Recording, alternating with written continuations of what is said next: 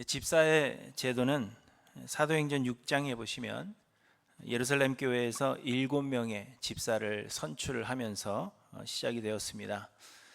당시 예루살렘 교회에는 하나님께서 주신 계명을 따라서 과부들을 구제하는 그러한 사역을 해왔는데, 헬라파 과부들이 이 구제에서 자주 제외가 되었습니다. 당시에는 외국에서 살다가 이스라엘로 돌아온 헬라어를 사용하는 헬라파와 계속 이스라엘에서 거주해온 히브리파 사람들이 있었는데, 팔이 안으로 굽는다 하여서 히브리파 과부들이 헬라파 과부들보다 더 많은 혜택을 누리게 된 것입니다. 그래서 헬라파 유대인들이 이 일로 인하여서 불평을 하였고, 당시의 12 사도들은 우리가 오로지 기도하는 일과 말씀 사역에만 힘쓰자, 그렇게 생각하며 과부들을 구제하는 이 일을 전담할 7명의 집사를 선출하게 된 것입니다. 그래서 집사들의 처음 임무는 과부들을 구제하는 그러한 일이었고, 그로부터 집사의 임무는 봉사하는 직책이 되었습니다. 우리 교단의 헌법에는 집사의 의무는 곤궁, 병약, 고독, 기타 고통 중에 있는 자들을 돕는 것이다. 교인들의 희사정신을 양성하며 교인들의 헌물을 효과적으로 거두는 방법을 고안하고, 이 예물들을 기증되어진 목적에 따라 분배하는 것이 집사의 의무이다. 집사들은 회중의 재산인 부동산과 동산을 모두 관리하며 회중에게 속한 교회 예배당과 기타 부속 건물을 적절히 수리, 보존하는 일을 담당해야 한다. 이렇게 명시되어 있습니다. 길게 이야기했지만 쉽게 말하면 몸으로 때우는 일을 한다, 그런 이야기입니다. 그런데 이 성경을 보시면 과부들 구제하는 일과 또 이 헌물을 적절히 사용하는 일을 위해서 선출된 집사들이 그들에게 주어진 그 사역을 그대로 잘 감당했는가 하면 그렇지 않다는 것을 보게 됩니다. 7 집사가 선출된 이후에 예루살렘에서 믿는 자들에 대한 박해가 심해졌습니다. 7 집사들 중 한 사람이었던 스데반 집사는 큰 기사와 표적을 민간에 행하였고, 회당에서 많은 믿지 않는 사람들과 논쟁을 하며 복음을 전했습니다. 그런데 사람들은 스데반 집사님을 능히 당하지 못하였고, 그래서 급기야는 스데반 집사님을 돌로 쳐 죽였습니다. 그 이후로 예루살렘의 믿는 자들에 대한 박해가 심해져서 사도들을 제외한 대부분의 성도들이 유대와 사마리아 모든 땅으로 흩어졌다, 그렇게 말씀하고 있습니다. 박해를 피해서 다 도망했다는 것입니다. 그렇기 때문에 구제하는 일을 위해서 선출된 집사들은 그들의 직무를 감당할 수 없게 된 것입니다. 그러면 집사들은 과연 여러분 무엇을 했겠습니까? 스데반 집사님이 죽고 나머지 6명의 집사들이 무엇을 했는지는 성경이 기록하고 있지 않기 때문에 우리가 알 수가 없습니다. 그러나 성경은 7 집사들 중 한 명인 빌립 집사님에 대해서 짧게나마 그 기록을 남기고 있습니다. 아마도 이 기록이 여러 집사들의 행적에 대한 대표격으로 기록된 것이 아닌가, 그렇게 생각이 됩니다. 스데반 집사님이 죽고 예루살렘의 믿는 자들에 대한 핍박이 심해지면서 대부분의 믿는 자들이 여러 지역으로 흩어지고, 이 6명의 집사님들 역시도 유대와 사마리아 모든 땅으로 흩어졌습니다. 그런데 그때 빌립 집사님은 사마리아 성에 내려가서 그곳에 있는 사람들에게 복음을 전했다고 기록하고 있습니다. 사도행전 8장 5절에 보시면 빌립이 사마리아 성에 내려가 그리스도를 백성에게 전파하니, 이렇게 말씀하십니다.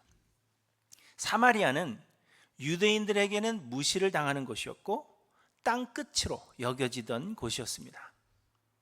유대 그리스도인들은 사마리아 사람들이 구원을 얻을 수 없다, 그렇게 생각했고, 그래서 사마리아는 가장 마지막에 복음을 전할 곳으로 여겨졌습니다. 그런데 빌립 집사님으로 인하여서 그런 사마리아에 복음이 전하여지게 되었고, 많은 사람들이 그리스도께로 돌아오게 된 것입니다. 그리고 빌립 집사님은 다시 예루살렘 남쪽으로 향하여 가사라는 곳으로 가는 광야길로 갔습니다. 사마리아는 예루살렘의 북쪽에 있었는데 가사로 가는 광야는 예루살렘 남쪽에 위치해 있습니다. 그러니까 예루살렘 북쪽으로 가서 사마리아에서 복음을 전했다가 다시 내려와서 남쪽으로 내려와서 유대를 지나서 예루살렘을 지나서 남쪽으로 꽤 먼 거리를 여행하게 된 것입니다. 그곳에서 빌립 집사님은 에디오피아 여왕 간다게의 모든 국고를 맡은 관리인 내시를 만나게 됩니다. 그때 이 내시는 이사야서를 읽고 있었는데 그 의미가 무엇인지 알지 못해서 괴로워하고 있었습니다. 그래서 빌립 집사님이 그가 읽던 이사야서의 내용을 알려주었고 그에게 복음을 전했으며 그래서 세례를 베풀게 된 것입니다. 그리고는 오늘 우리가 읽은 본문 8장 40절에 보시면 빌립은 아소도에 나타나 여러 성을 지나다니며 복음을 전하고 가이사랴에 이르니라 이렇게 말씀하십니다.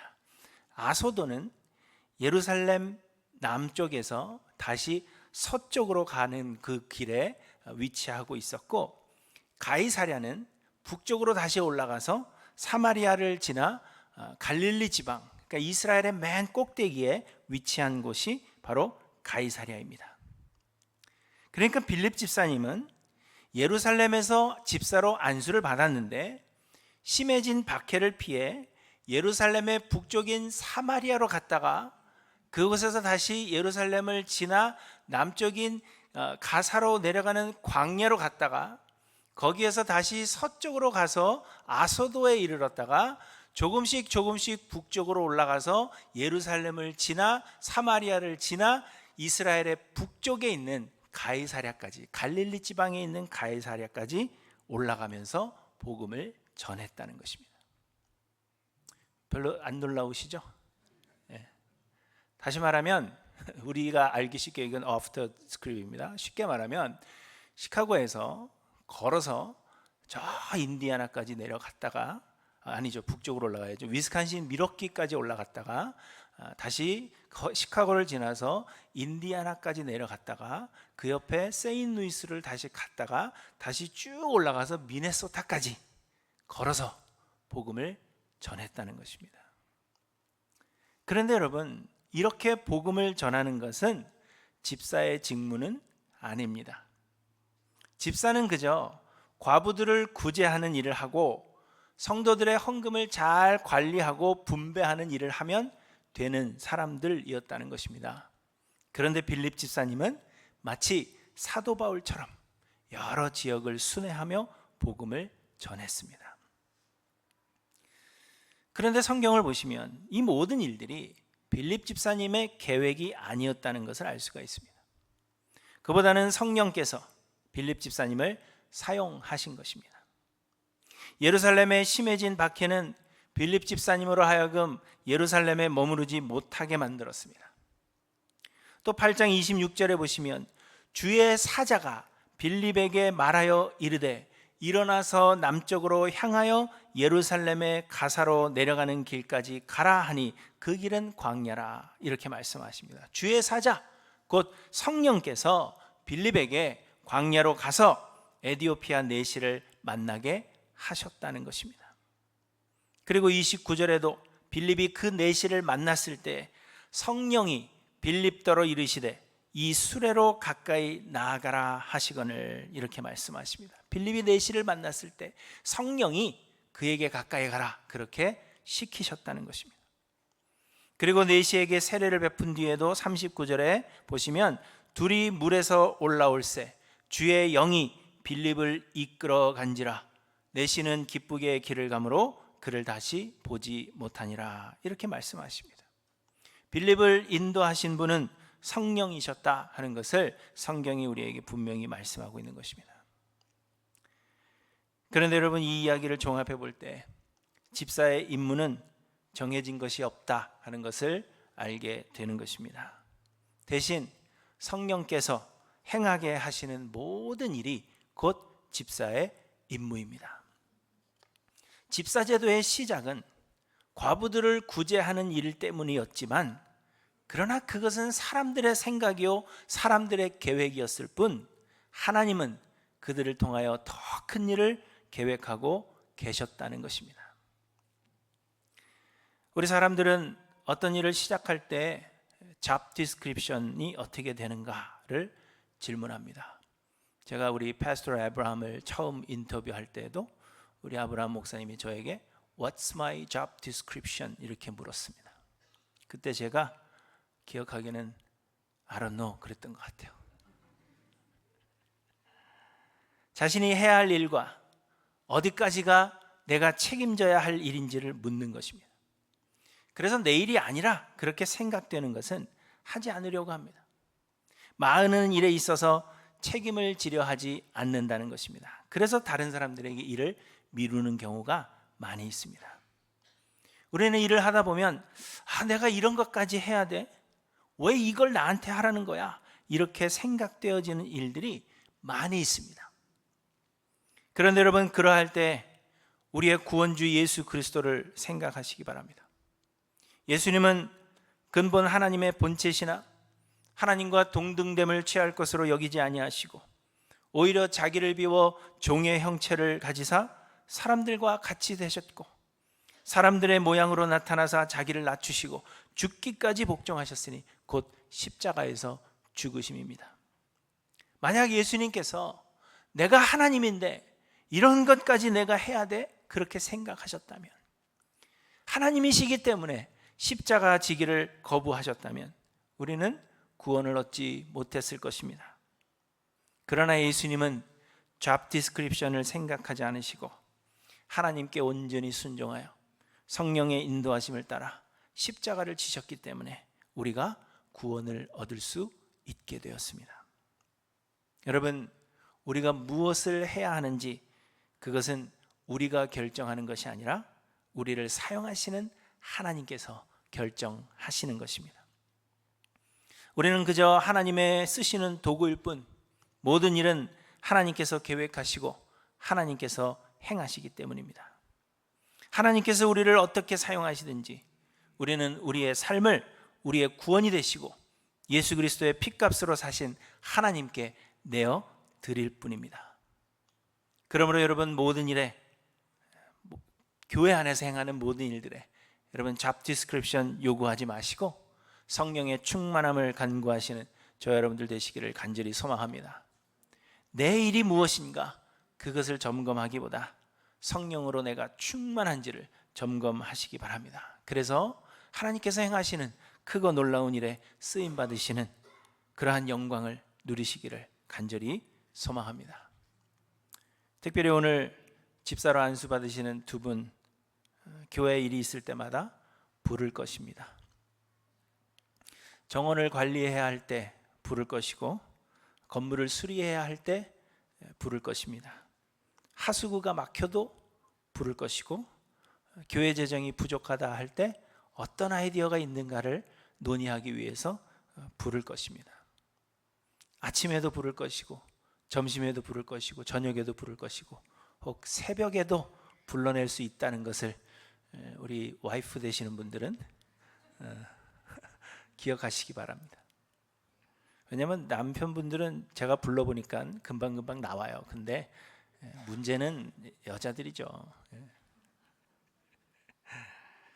여러분, 하나님의 행하시는 일은 우리의 그 기대를 넘어서는 것이고 우리의 능력을 훨씬 뛰어넘는 일을 하나님은 행하십니다. 우리가 우리의 삶을 들여서 순종할 때 하나님은 우리가 생각하지 못했던 크고 놀라운 일들을 이루실 것입니다. 그러므로 오늘 안수 받으시는 두 분의 집사님들 성령의 충만함을 간구하시고 성령의 충만함을 위해서 자아를 부인하고 삶을 주께 드리시는 분들이 되시기를 바랍니다. 자기의 생각을 고집하지 않고 하나님의 주권에 온전히 굴복하시기를 바랍니다. 하나님의 일을 하는 데 있어서는 두 분 집사님들의 지혜나 능력이 필요한 것이 아니라 하나님의 부르심에 대한 순종함이 필요한 것임을 여러분 기억하시기를 바랍니다. 하나님은 여러분 두 분의 몸을 받으시기를 원하십니다. 또 두 분뿐만 아니라 이미 직분을 받으신 분들, 그리고 아직 직분이 없으신 분들 모두 동일하게 성령의 충만함을 간구하시기 바랍니다. 여러분, 이 직분이라는 것은 그저 사람들이 생각해낸 직책이고요, 하나님께 헌신하는 마음의 결단이며 표현일 뿐입니다. 하나님께서 이렇게 해라 하신 것이 아니라 우리 생각에 하나님을 위해서 일을 하려다 보니까 이러한 직책이 필요하다 생각해서 세운 것입니다. 그러나 하나님은 직분 있는 자들만을 사용하시는 것이 결코 아닙니다. 언제든지 하나님께서 쓰시고자 하실 때 자신을 내어드릴 수 있는 우리 할렐루야 모든 성도님들 되시기를 간절히 소망합니다. 이거는 내 일이 아닌데 라고 생각하기보다 성령의 인도하심을 따라서 하나님의 영광의 도구로 쓰임을 받아 하늘나라 생명책에 그 이름이 기록되며 그래서 하늘의 별과 같이 빛나는 할렐루야 모든 성도님들 되시기를 주님의 이름으로 간절히 축원합니다. 기도하십니다.